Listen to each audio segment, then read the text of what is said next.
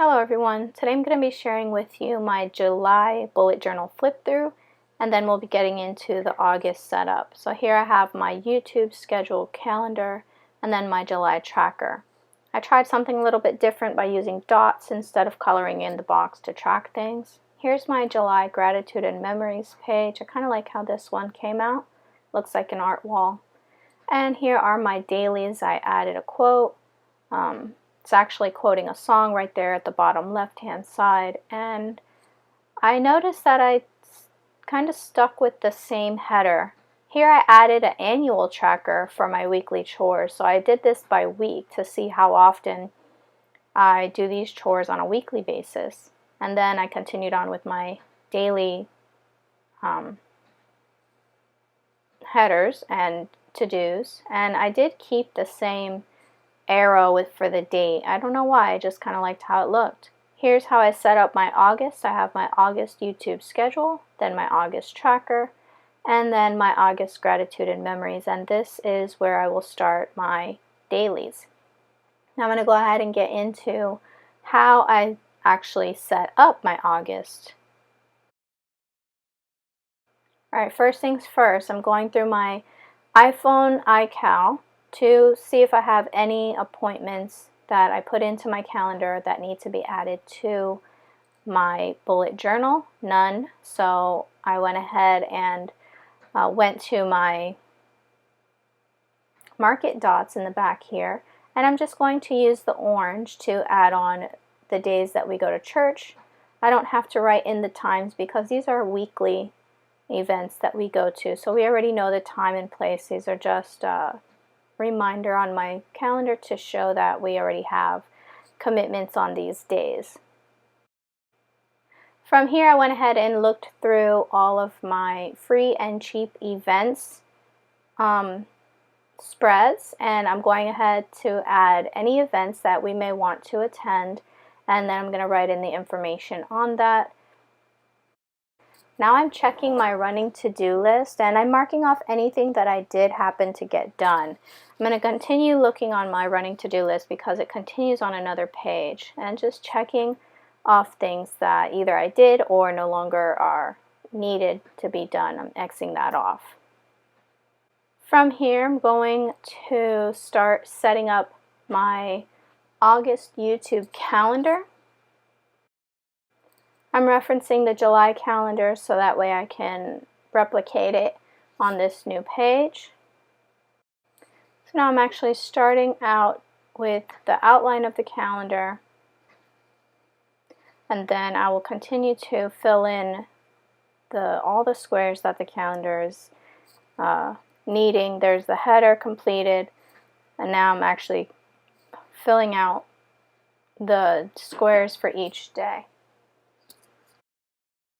Okay, here it seems I've noticed that I made a mistake in my horizontal line, so I'm just fixing that, and I'm not even going to worry about the lines that, the extra lines that I drew in. Sometimes you just make mistakes. You just keep on going and just forget about the mistake you made. Let it be. Alright, now that the calendar outline is drawn, I'm just going to go ahead and fill out the days of the week and then number the calendar for the entire month before I start filling in my planned videos for the month. Once that's done, I'm going to go ahead and add my title to the side of this calendar. And from here I'm going to start adding in all of my videos that I need to record on specific days with my red pen. And as I record these things, I just check it off with my black pen that I write with on a daily basis. After I record all of my videos that need to be recorded in red, I go back and I rewrite those same videos, but instead when they need to be edited, and I use purple for that. Here I'm adding my little key, the red for record, the purple for edit, and the green for upload. And then I'm finishing adding in all of my videos that need to be written in green, which stands for the upload date again. Now that my YouTube calendar is done, I'm moving on to my next spread, and that will be my August tracker. I'm going to go ahead and use my black Stabilo fine liner pen for this, and first I'm writing out the days, the numbers, the dates along the top. And I start from the right hand side, that way I know how much space I have to write for my title and my actual things that I want to track. Now I'm going along the top of those numbers and adding the days of the week. And now it's time to start drawing the outline of the tracker. Now that the basic outline of my tracker is done, I'm going to go ahead and add in the actual tasks that I want to be tracking throughout the month. Now I need to start going through the tracker and adding in the final touches. I add these divider lines because I like to keep my tasks kind of organized based on what they are. So the bottom ones there, those are kind of like health related tasks. And then the center section, those are more like chores. And then the top section, those are kind of like personal development and hobbies. So I'm going ahead and adding in the main title, which is August Tracker. And then I'm going to go ahead and start filling in the center of this tracker. So I started off with my typical monthly tracker with the dots, but that really is just so time consuming to continually be dotting the lined paper to get those dots. So I just said forget it, I'm going back to the lines. It's so much quicker, even though it does still take time, but it's way quicker than drawing out the little dots. So if you like the dotted look, I highly suggest getting a bullet journal that is already dotted and not lined. I love the dotted look, but I'm not trying to pay $20 for a dotted notebook. Lined it is for me, and I actually love it, so I am good with that. Alright, now moving on to my next spread, and that is my August memories and gratitude. I like to keep this organic, so I don't draw out anything structured here. I just put a title and I move on to my next thing. Alright, there we go. The title is at the top of the page, August Gratitude. I like to underline it, and memories. Sometimes I fill this in daily, sometimes I fill this in at the end of the month. I'm just going back to my July tracker and looking at what got completed last week, and I'm filling that into my annual chore tracker. And now I'm also adding in what has gotten done this week and putting that into the annual tracker as well. Even though I do like to have my daily trackers, which I draw out once a month, I really am enjoying this annual tracker, which just shows each week of the year what chores have gotten done. Some of the chores don't need to be done every single day, like cleaning the kitchen or doing laundry. So it's nice to see how often those other chores need to get done, like cutting the grass in the yard. That's not something that has to be done every single week.